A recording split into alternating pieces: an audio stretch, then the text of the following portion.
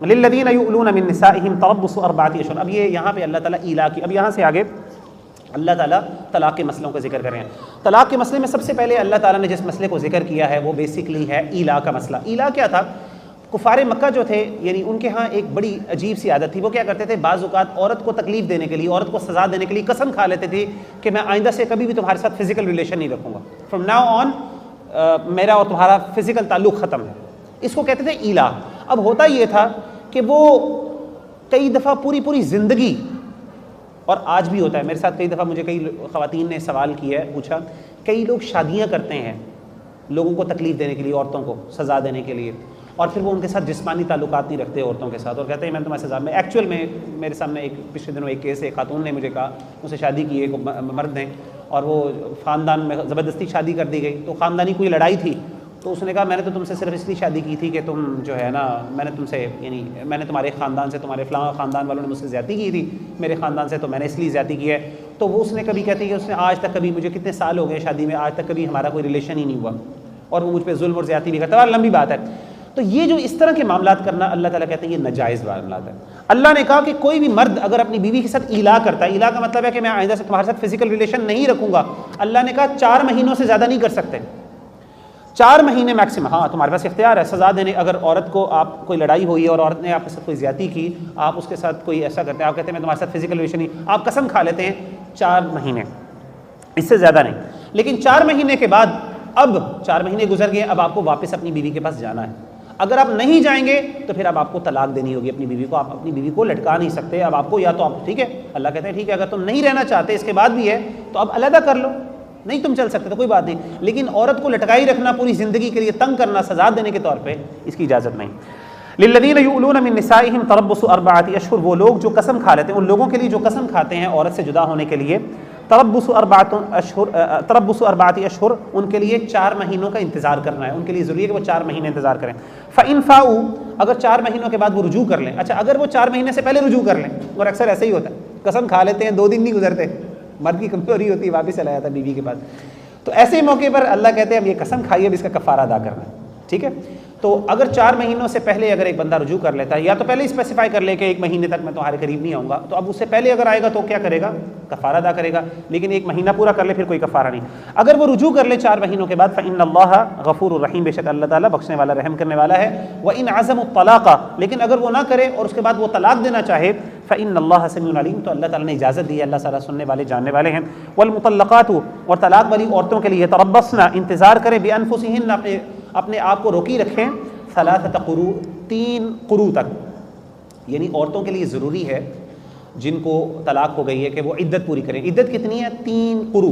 अब कुरू के अंदर आपको पता है बड़ा हमारा एक बड़ा कन्वेंशनल किस्म का इख्तिलाफ पाया जाता है कि इसमें मुराद 3 हैज़ हैं या 3 तोहर हैं।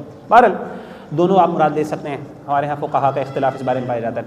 तो 3 हैज़ या 3 तोहर, इतना इंतज़ार करें, उसके बाद औरत आज़ाद है। वला यहिल्लु लहुन्ना अन यक्तुमना मा खलक़ल्लाहु फ़ी अरहामिहिन्ना, औरतों के लिए जायज़ नहीं है कि वो इस दौरान अपने पेट के अंदर जो अल्लाह ने पैदा किया उसको छुपाएं। यानी अगर औरत हामिला है, मिसाल के तौर पे एक मर्द ने तलाक दे दी, अब औरत हामिला है, औरत को पता है कि वो हामिला है, मर्द को तो नहीं पता, ज़ाहिर है औरत को पता चल जाता है जल्दी। अब उसको मर्द ने तलाक दी, अब वो क्या करती है, अब उसे पता है कि मैंने 3 तोहर या 3 हैज़ के बाद मैंने जान छूट जानी है मेरी। लेकिन अगर मैंने पता चल गया मेरे शोहर को कि मेरी बीवी हामिला है, तो अब इद्दत क्या हो जाएगी? वज़ा हमल तक इद्दत होती है कि जब तक बच्चा पैदा नहीं हो, डिलीवरी ना हो जाए तब तक इद्दत इलोंगेट हो जाती है। अब होता ये था कि अल्लाह ताला कहते हैं, अब होता ये, औरतें क्या करती थी, प्रेग्नेंट हैं, तलाक हो गई है, अब वो क्या कर रही हैं कि वो छुपा के देती हैं। अब वो 3 महीने बाद, ये जो एवरेज उनका पीरियड होता है 3 हैज़ या 3 तोहर तक, वो अपने शोहरों को कहती थी हमारा टाइम पीरियड हो गया, हम आज़ाद हैं। ज़ाहिर उन्हें जान छुड़ानी होती थी कि तुमने मुझे तलाक दी तो मैं तुम्हारे साथ नहीं रहना चाहती, तो ख़त्म। हालांकि वो प्रेग्नेंट होती थी, तो प्रेग्नेंट औरत के लिए डिलीवरी तक इद्दत है, she has to wait until the delivery. तो अल्लाह ताला कहते हैं ऐसा नहीं करना भाई, अगर आप प्रेग्नेंट हैं बताएं लोगों, आप बता दें शोहर को कि मैं प्रेग्नेंट हूँ, ये छुपाओ ना। जो अल्लाह ने पैदा किया उनके रहमों में, उनके वूम्स में, इन कुन्ना युमिन्ना बिल्लाहि वल यौमिल आखिर, अगर वो ईमान रखती हैं अल्लाह और उसके आखिरत पर, अगर वो अल्लाह और आखिरत के दिन पर ईमान रखती हैं तो उनके लिए ज़रूरी है वो इसको छुपाए ना। वो बुऊलतुहुन्ना अहक्कु बिरद्दिहिन्ना, और उनके खावन ज़्यादा हकदार हैं कि उनके लुटा लेने के, फ़ी ज़ालिका इन अरादू इस्लाह, अगर वो चाहें इस्लाह करना, वलहुन्ना मिस्लुल्लज़ी अलैहिन्ना बिल मारूफ़, और उनके लिए जो और उन औरतों के लिए दस्तूर के मुताबिक उसी तरह हकूक़ हैं जिस तरह दस्तूर के मुताबिक उन पर जिम्मेदारियाँ हैं। वलिर्रिजालि अलैहिन्ना दरजा, लेकिन मर्दों के लिए औरतों पर एक दर्जा ज़्यादा है। वल्लाहु अज़ीज़ुन हकीम, अल्लाह ताला गालिब और हिकमत वाले हैं। तो यहाँ पे अल्लाह ताला ने फरमाया कि अगर औरत जो है वो तलाक हो जाती है और उसके बाद वो वापस जाना चाहती है, मिसाल के तौर पर एक औरत को तलाक होगी, इद्दत पूरी होगी, अब मामला ख़त्म हो गया। अब आपको पता है जब इद्दत पूरी हो जाए, बेशक पहली तलाक के बाद ही ख़त्म हो जाए, पहली तलाक के बाद भी अगर इद्दत पूरी हो जाए, आपको 3 तलाक़ों की ज़रूरत ही नहीं देने की।